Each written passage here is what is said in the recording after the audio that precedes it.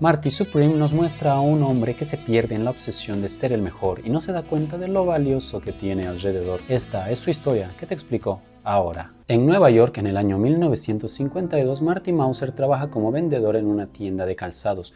Murray, su tío, es el dueño y administrador. Ese día, la amante de Marty, llamada Rachel, lo visita fingiendo ser una cliente y tiene relaciones con él a escondidas. Enseguida se muestra una secuencia de espermatozoides en camino a fecundar un óvulo. Rachel queda embarazada. Marty es un experto del tenis de mesa y detesta trabajar en la tienda de calzados. Para divertirse asiste a un lugar de práctica donde entrenan muchos jóvenes y amigos. Luego de la Segunda Guerra Mundial, el tenis de mesa se volvió muy popular en Asia. Sin embargo, en Estados Unidos era algo de poca importancia. Por ello, como ves, aunque Marty sea un experto jugador, practica en un entorno poco profesional. Marty tiene un amigo de color llamado Wally, con quien practica. En eso es interrumpido por una llamada de teléfono que le dice que su madre está diciendo incoherencias y necesita ir al hospital. A Marty poco le importa su madre. Más tarde habla con su tío Murray y con su primo Dion y les explica por qué las pelotas blancas son un problema en el tenis de mesa. No se ven debido a que las playeras de los jugadores también son blancas. Por eso quiere crear sus propias pelotas personalizadas de color y Dion se pone a diseñarlas. Marty se considera un visionario. Se ha dado cuenta de que el tenis de mesa llena estadios en el extranjero y que pronto lo hará también en Estados Unidos, donde él será muy famoso. Marty Reisman, en quien está basada esta película, nació en Nueva York el año 1930 en un barrio de inmigrantes. Era de orígenes humildes y sus padres se separaron cuando él tenía 10 años. Esta obra no es una biopic suya, sino una historia que tiene elementos de ficción. Lo cierto es que Marty a los 9 años sufrió una crisis nerviosa y su doctor le aconsejó que buscase un hobby. Así descubrió el tenis de mesa. Para él, este deporte se convirtió en una especie de escape de la ansiedad. El juego lo absorbía tanto que no tenía cómo preocuparse de otras cosas. En esta historia, Marty quiere asistir al campeonato en Londres, pero no tiene dinero suficiente. Por ello va a la tienda de su tío Murray para cobrar dinero que éste le debe, pero solo encuentra un empleado guardándolo en una caja fuerte. El sujeto se niega a entregarle el dinero, pero Marty lo obliga apuntándole con un arma. Con ese dinero Marty viaja a Londres. Allí juega contra distintos rivales y queda intrigado por la técnica de un jugador japonés llamado Koto Endo. La paleta que utiliza es extraña y casi no hace ruido al golpear la pelota. Marty busca a Ram Sethi, el organizador que gestiona a los participantes de Estados Unidos. Marty se queja del lugar donde lo han alojado y con prepotencia dice que no es un jugador cualquiera y que deberían darle lo que se merece. Su actitud incomoda a Ram, quien simplemente lo ignora. Esa misma noche Marty asiste a una cena con varios hombres y continúa presumiendo de lo buen jugador que es. En ese lugar nota a una actriz retirada llamada Kay. Ella es algo mayor, pero le causa mucho interés. Más tarde Marty consigue su número de teléfono y la llama a su hotel, que está justo en el edificio de enfrente. Se presenta como un admirador, un experto en el tenis de mesa y la invita a verlo jugar, asegurándole que acabará con su rival. Le pide que mire por la ventana y hace algo sorprendente. Lanza una manzana que golpea otras frutas de un tazón y las saca a todas. Kay asiste a verlo jugar y queda cautivada por su habilidad y confianza. Marty, por su parte, se desenvuelve muy bien en el campeonato. En el partido de semifinales consigue ganar y recibe aplausos por su gran habilidad. En otro momento, Marty cena con otro jugador de tenis de mesa, quien le habla de unirse a los Harlem Globetrotters, un grupo prestigioso de basquetbolistas y bien recibido en todo el mundo. Marty no le da importancia ya que se siente bastante especial y siente que no necesita un grupo. Esta arrogancia era real en Marty Reisman. La película refleja de manera certera aspectos clave de su personalidad como su astucia rebelde, su indisciplina, su arrogancia y su carácter magnético. Una personalidad controvertida, sí, pero que cautivaba a muchos. Durante esa misma velada, Marty le pide a un mesero que pague la mesa de Kay y su esposo, Milton Rockwell, que están allí cerca. El mesero lo hace, lo que intriga a Rockwell, que se acerca de inmediato y le pregunta quién es y por qué quiere pagar su mesa. Marty responde que juega tenis de mesa y que representa a Estados Unidos. Dice que es un deporte que puede crecer mucho, que es muy popular en Asia y que se está convirtiendo en una locura a nivel mundial. Esto llama la atención de Rockwell, que es un hombre de negocios. Rockwell nota un tatuaje en el antebrazo del compañero de Marty, lo que da pie a una conversación sobre la guerra, donde Rockwell menciona que perdió a su hijo. Mientras esta conversación ocurre, Marty y Kay se miran de reojo, de forma discreta. Más tarde, ese mismo día, Kay busca a Marty en su su habitación y comienzan a tener relaciones. Luego de esto, el campeonato continúa y Marty llega a la final, que enfrenta a Estados Unidos contra Japón. El representante de Japón es Koto Endo. A pesar de los esfuerzos de Marty, quien logra reducir la diferencia en varias ocasiones, su rival termina siendo el ganador. Tras su victoria, se dice que 100.000 personas reciben a Endo en Japón. También se menciona que cuando tenía 16 años perdió la audición, lo que agudizó sus otros sentidos y lo volvió más hábil en el tenis de mesa. ¿Qué tan cierto es esto? En realidad, Marty jugó la final del Mundial el año 1952 contra un japonés llamado Hiroji Sato, representado por Endo en la película. Este torneo marcó un hito en la historia del tenis de mesa, ya que Sato utilizó una raqueta bastante peculiar. Esta tenía una cubierta de espuma que posteriormente revolucionó el juego. Sin embargo, en la realidad, Hiroji Sato nunca tuvo ningún tipo de hándicap ni impedimento físico. La sordomudez de Endo en la película se explica por un simbolismo que te digo después. Tiempo después, Marty se encuentra con Rockwell en París. Este le agradece por haberle abierto los ojos al mundo del tenis de mesa y le propone organizar un partido de exhibición entre Endo y él, donde Marty debe perder a propósito. A Marty no le gusta la idea, se siente ofendido y responde de mala manera, incluso tocando el tema de la pérdida del hijo de Rockwell en la guerra. Esto resiente a Rockwell y tendrá consecuencias luego. Después de esto, Marty participa en campeonatos en distintos países. Al público le agrada su estilo y se divierten mucho con él. Luego de bastante tiempo regresa a Nueva York. Su madre no se muestra muy feliz de verlo y Marty tampoco se alegra al verla. Ella no sabe que Marty anhela participar en un campeonato mundial en Japón que será en 12 meses. Mientras Marty se ducha en su casa, la policía lo arresta por orden de su tío Murray, quien asegura que Marty le robó $700. Murray lo amenaza y también dice que está cansado de hacerse cargo de la madre de Marty, ya que él no genera dinero y muchos de sus partidos los juega gratis. Marty responde que pronto se hará cargo de todo y que ya está trabajando en ello. Aprovechando una distracción, Marty huye. Luego va a buscar a Rachel al sitio donde trabaja y descubre algo inesperado. Ella está embarazada. Rachel le dice que el bebé es suyo, pero Marty lo niega, lo que provoca que ella se sienta muy mal y empiece a llorar. En ese momento entra el esposo de Rachel, los ve juntos y se enfurece. Intenta golpear a Marty y sale a la calle gritando, convocando gente para que vea la pelea. Marty aprovecha la situación para huir. Más tarde se encuentra con su amigo Wally y ambos se alojan en un hotel para evadir al tío Murray y al esposo de Rachel. Al pedir la habitación, el recepcionista les advierte que no se bañen en la tina. En ese mismo momento entra un anciano llamado Ezra, acompañado de un perro, personajes importantes en la historia. Ya en la habitación, Marty le cuenta a Wally sobre el embarazo de Rachel y le dice que está seguro de que el bebé no es suyo. Wally le muestra entonces una carta donde se informa a Marty que ha sido suspendido por la Asociación de Tenis de Mesa y que debe pagar una multa de $1.500. Mientras hablan, Marty se encuentra en la tina, que de repente cae al piso inferior, justo sobre Ezra, quien estaba bañando a su perro. Marty ayuda a liberar al animal, pero Ezra está herido. Mientras la policía lo atiende, Ezra le pide a Marty sanar y cuidar a su perro. Le ofrece $150 por llevárselo. Marty acepta y toma el dinero de un bolso cercano. Luego, Marty y Wally se marchan en el auto de Wally con el perro, que se llama Moisés y tiene el número de teléfono de Ezra en su collar. Ambos van a un lugar donde distintos jugadores de tenis de mesa se desafían, apostando dinero. Marty y Wally fingen ser novatos y juegan mal hasta que la apuesta es lo suficientemente alta. Entonces Marty muestra su verdadera habilidad y gana, estafando a los jugadores y consiguiendo dinero. Esta clase de encuentros eran normales en Estados Unidos, donde el tenis de mesa era un juego recreativo de sótanos y garajes, donde se realizaban pocos encuentros serios y predominaban las apuestas en partidas informales. Más tarde, Marty y Wally se detienen en una gasolinera para contar el dinero. Sin embargo, los jugadores engañados los alcanzan y de forma agresiva exigen que les devuelvan su dinero, atacando el auto. Marty se defiende echándoles gasolina con la manguera.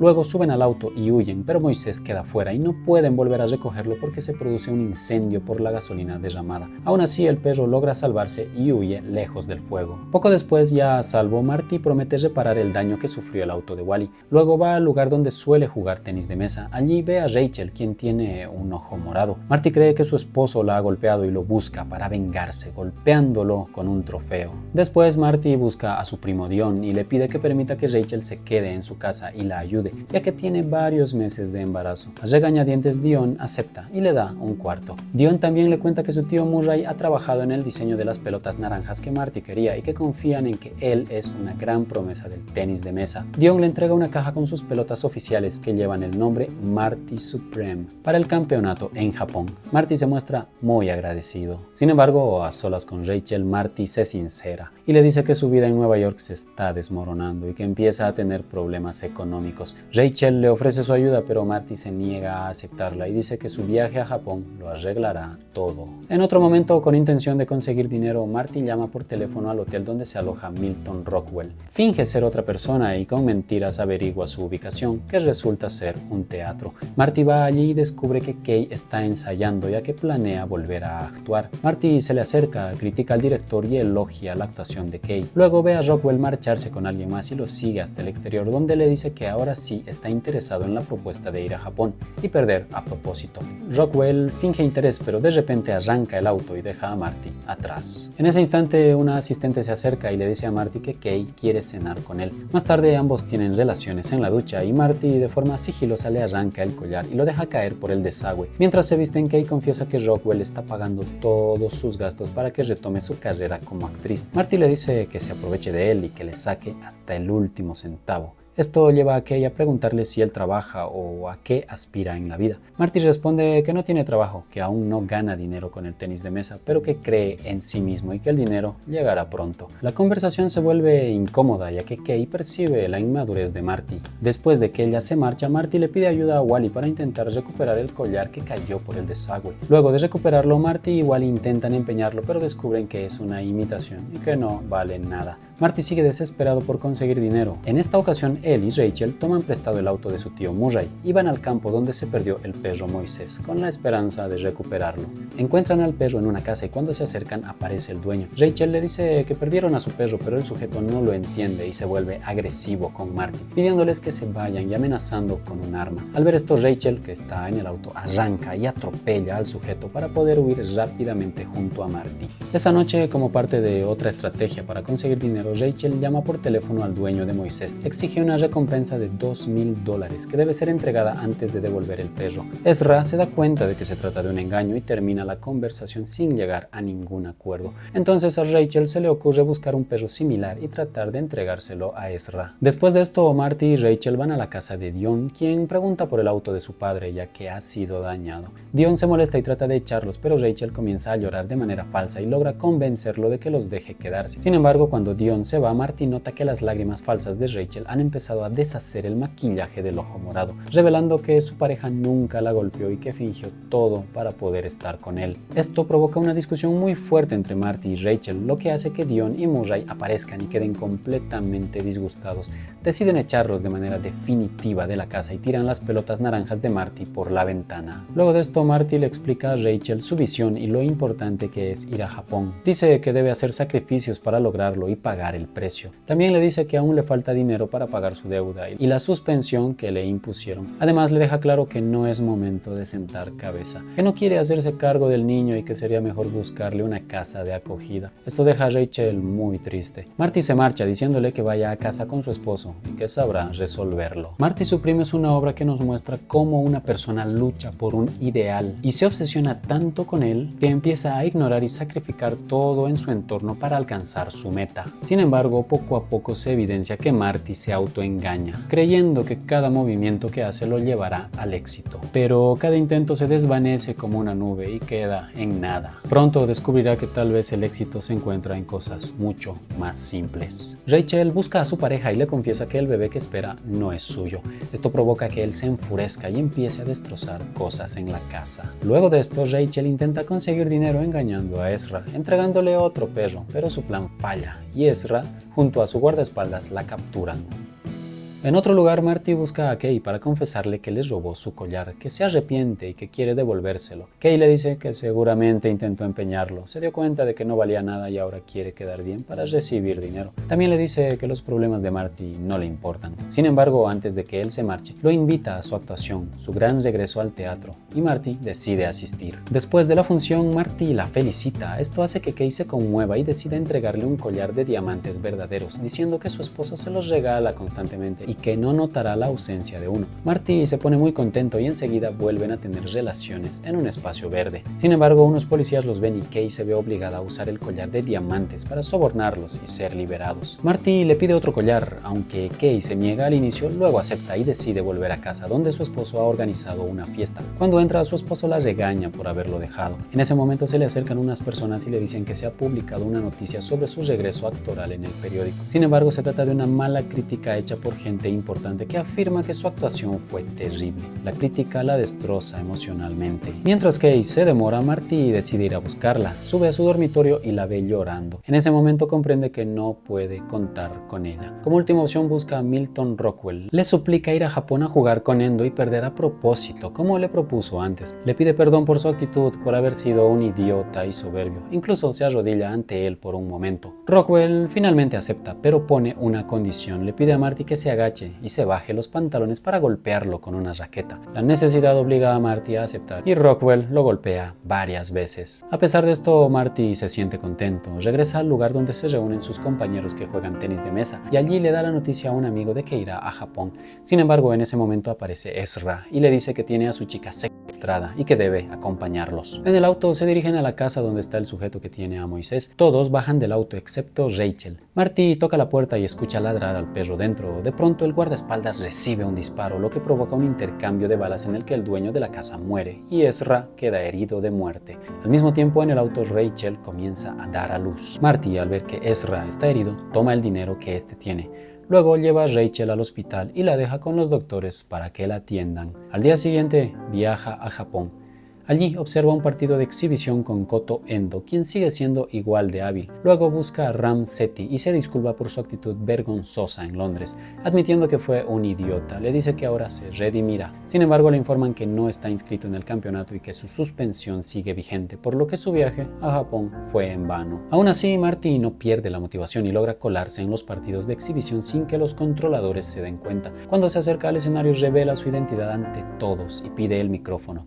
Dice que fue a Japón para desafiar a Endo. Lo llama gallina y se burla de él para generar emoción. Endo acepta el partido de manera calmada y comienzan a jugar. Endo toma ventaja rápidamente y vuelve a imponerse sobre Marty con gran técnica. Pero ¿por qué la película lo hizo sordo? La sordera de Endo funciona como un simbolismo que enfrenta Occidente con Oriente. Endo representa tradición, calma, premeditación y silencio. Juega sin exhibicionismo y con una técnica bastante pulida. Representa a Oriente. Mientras tanto, Marty improvisa muchas veces. Es prepotente, ruidoso, extravagante. Representa a Occidente. La película los contrapone no solo como individuos, sino como culturas y también como profesionales del deporte. Algunos profesionales se caracterizan por la sobriedad, la disciplina y el control. Por ejemplo, Lionel Messi. Otros por un carisma caótico, por ser rebeldes, obstinados y problemáticos. Por ejemplo, Conor McGregor. Y aún así, ambos pueden ofrecer un gran espectáculo